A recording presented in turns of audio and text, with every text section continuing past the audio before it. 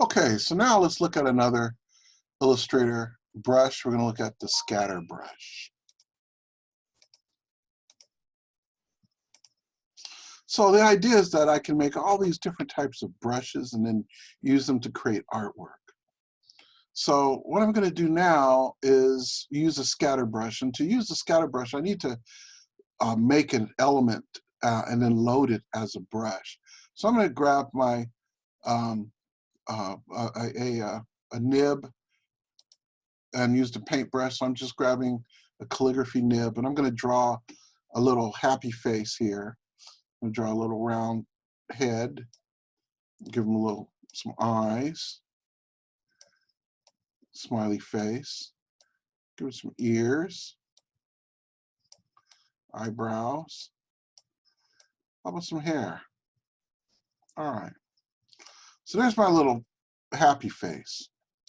And what I want to do is I want to select it. I'm going to grab my selection tool. I'm going to trap select the whole thing. And I'm going to group it, Control G on the keyboard. I'm going to go up to Edit and choose, Object and choose Group. And now I'm ready to activate this. So I can click and drag it into my swatches, and it tells me what type of brush do you want to make.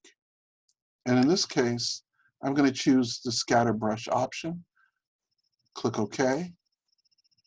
So I can make two types of brushes, one that's fixed or one that's random. I went over those options in a previous video, so I won't bother with that again. But what I can do is I can make the brush where it varies as it moves across the screen. I give it a name. I click OK. Now what I want to do is I'm going to move my original brush out of the way and deselect it. I'm going to grab my paintbrush and then select my scatter brush, and then I can paint with it. And there you go. There's my scatter brush.